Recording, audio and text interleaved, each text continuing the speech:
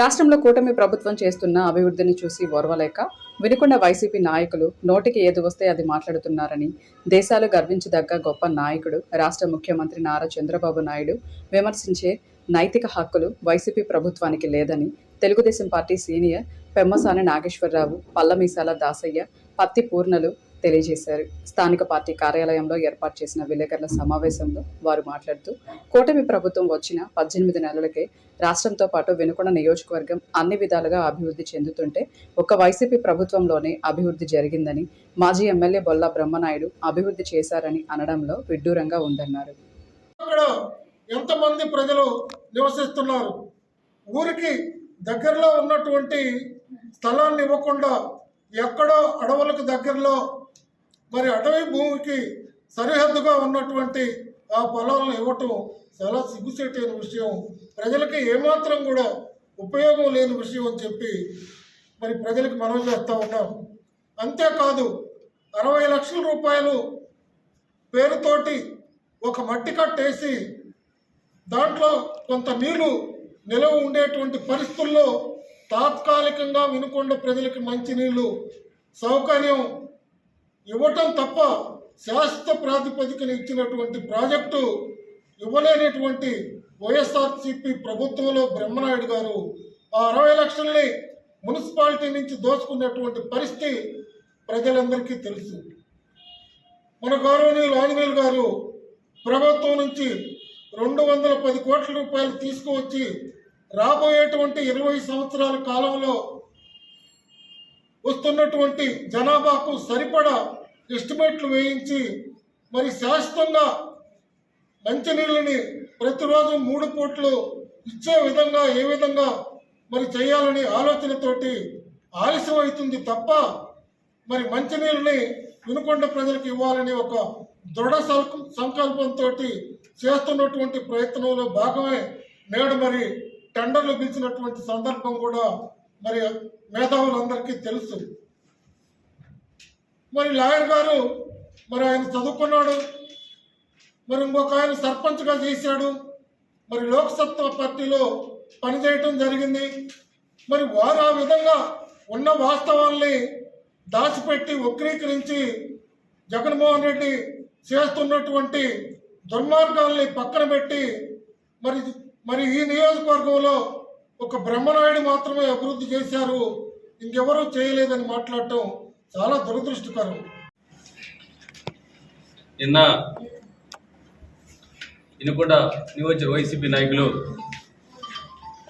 Telugu Desam party అధికారంలోకి వచ్చే ముందు ప్రతి ఇంటికి బాండ్లు ఇచ్చారు, ఏం చేశారని మాట్లాడారు. ఒకసారి మీరు ప్రజల్లోకి వెళ్ళండి, అన్ని గ్రామాలు తిరగండి, పట్టణం తిరగండి. ఎన్నికల ముందు ఆనాడు ప్రతిపక్ష నేత నారా చంద్రబాబు నాయుడు గారు ఏ అయితే ఎలక్షన్లో హామీ ఇచ్చాడో ప్రతి ఒక్క హామీని కూడా అమలు పరుస్తున్న పరిస్థితి ఈ రాష్ట్రంలో, ఈ గ్రామంలో కానీ ఈ నియోజకవర్గంలో కానీ ఎవరైనా చెప్తారు. మీరు గతంలో 2000 ఉన్న పెన్షన్ని 3000 చేయడానికి 5 సంవత్సరాలు పట్టింది. కానీ నారా చంద్రబాబు నాయుడు గారు ముఖ్యమంత్రి కాగానే ఏదైతే హామీ ఇచ్చాడో ఎన్నికల్లో 3000 ఉన్న పెన్షన్ని ఒక్కసారి 4000 రూపాయలు చేసి ప్రతి నెల 1వ తారీఖు ఇస్తున్న పరిస్థితి మనం చూస్తున్నాం.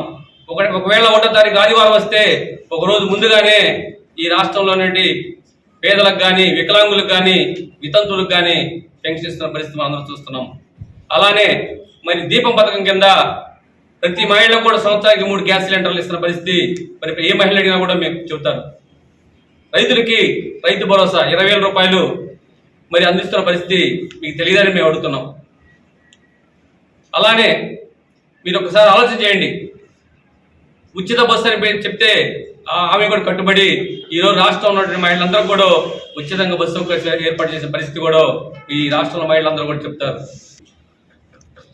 పాపం వైసీపీ వాళ్ళు పండగ వస్తేనో, పబ్బం వస్తేనో, అయితే జగన్ ఏడన్నా దారిని పోత చెట్లు కొట్టిస్తేనో, వాళ్ళ నాయకులు బర్త్డేలు అయితేనో ఆ రోజు ప్రజలు గుర్తొస్తారు. వాళ్ళకి ప్రజలు గుర్తొచ్చి మళ్ళీ మమ్మల్ని మర్చిపోతారేమనే ఉద్దేశంతో ఏదో ఒక రకమైనటువంటి ప్రెస్ మీట్ పెట్టి ఆ ప్రెస్ మీట్లో లేనిపోయిన అబద్ధాలన్నీ మరీ చదివి పఠించి పొగడ్తల కోసం, గొప్పల కోసం మాట్లాడేటువంటి వ్యక్తులు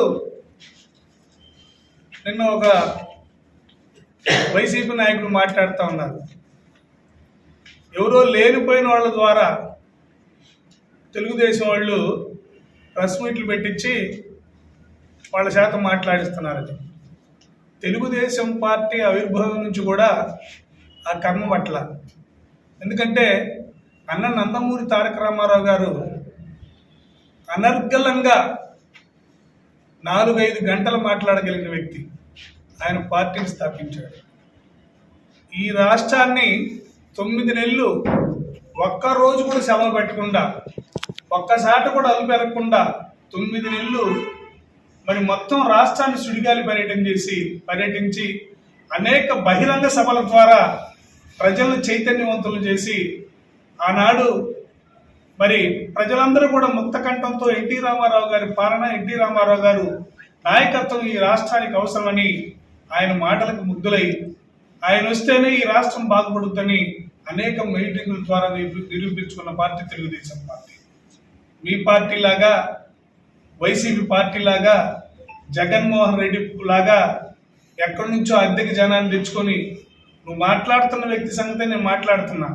మహాశివరాత్రి పర్వదినం సందర్భంగా వినుకొండ పట్టణంలోని ఇస్కోవాగు బజార్ నందు ప్రజాపిత బ్రహ్మకుమారి ఈశ్వరయ్య విద్యాలయం ఆధ్వర్యంలో ఏర్పాటు చేసిన 12 జ్యోతిర్లింగముల దివ్య దర్శనము ప్రత్యేక పూజ కార్యక్రమాలు నిర్వహించారు. కార్యక్రమంలో ప్రభుత్వ చీఫ్ విప్, వినుకొండ శాసనసభ్యులు జీవి ఆంజనేయులు సతీమణి, శివశక్తి లీలా అంజన్ ఫౌండేషన్ చైర్పర్సన్ గోనుగుంట్ల లీలావతి ముఖ్య అతిథులుగా పాల్గొన్నారు. జ్యోతిర్లింగాలకు ప్రత్యేక పూజలు నిర్వహించి స్వామివారి కృపాకటాక్షాలు ప్రజలందరిపై ఉండాలని ఆకాంక్షించారు. బ్రహ్మకుమారీలు అందించే ఆధ్యాత్మిక సందేశం సమాజంలో శాంతిని, సోదర భావాన్ని పెంపొందిస్తుందని ఈ సందర్భంగా వారు కొనియాడారు.